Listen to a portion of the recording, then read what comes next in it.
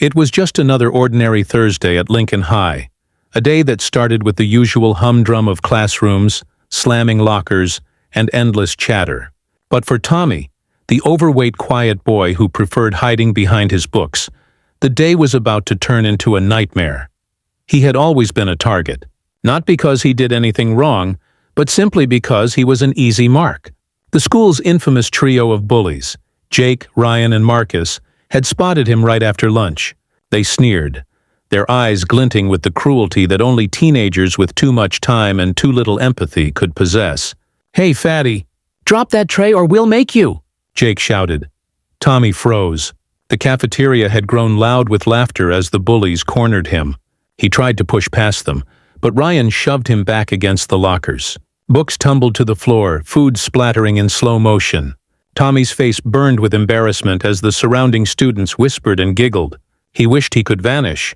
But then, a low, rhythmic growl cut through the chaos, the kind of sound that makes your stomach drop and your skin tingle. The laughter faded. The bullies looked up, confused, as the distant roar of engines grew louder, closer, impossible to ignore. From the school's main gates, 50 motorcycles thundered into view. The bikers moved in perfect formation, engines revving like a living storm.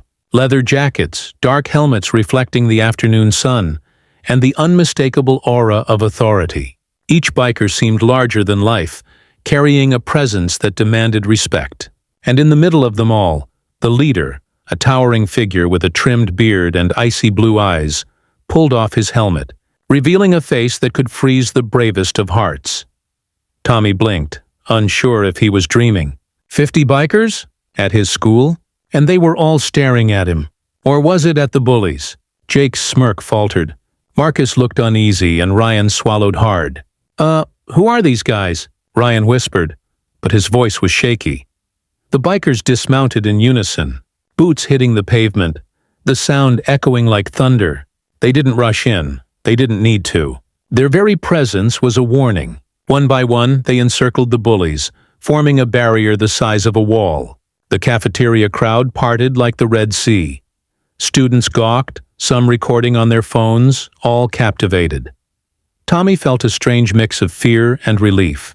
These bikers, they weren't here for him. But why had they come? One of the bikers, a man in his 40s with tattoos snaking up his arms, stepped forward. His voice was calm but carried an undeniable weight. "You think making someone's life miserable is funny?" he asked, tilting his head, eyes narrowing. "Doing it in front of 50 of us? Bold move." Jake opened his mouth to joke, but nothing came out. Marcus tried to laugh it off, but the sound was hollow. Ryan's knees almost buckled. They had never felt fear like this before. Not in detention, not in the alley behind the gym, not even when Tommy tried to fight back. This was different. The leader leaned down, standing just a foot away from Jake. "I don't know you, and I don't care what stupid rules you follow in this school. But I do know one thing. You mess with the weak, you mess with all of us. You understand?" His voice was a blade, sharp, precise, and unforgiving. Jake nodded quickly, sweating through his collared shirt.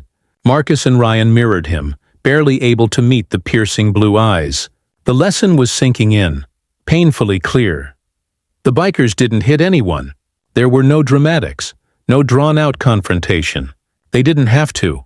Their authority, their sheer presence made the bullies realize violence wasn't needed to instill fear. Respect did, and right now, respect was being demanded. One of the younger bikers, barely out of his teens, crouched beside Tommy. He placed a rough but gentle hand on his shoulder. "Don't let them get to you," he said quietly. "You've got people watching your back. Now." Tommy felt warmth spread through him, a feeling he hadn't known in a long time. It wasn't just about protection. It was validation. He mattered. Someone cared. And that feeling gave him courage he didn't know he had. The bullies, pale and trembling, were finally escorted out of the cafeteria by the bikers, who made sure every student watching knew that Tommy's dignity was untouchable. And as they mounted their bikes again, engines roaring like an anthem, the students around Tommy erupted into whispered awe. Some clapped, others simply stared, unable to process what had just unfolded. Tommy stood amidst the scattered books and lunch trays, watching the bikers disappear down the street, leaving behind a trail of dust and a very clear message. Cruelty has consequences. Fear, when wielded by those who understand justice, can be a powerful teacher. And for the first time in his life, Tommy didn't feel small. He felt unstoppable.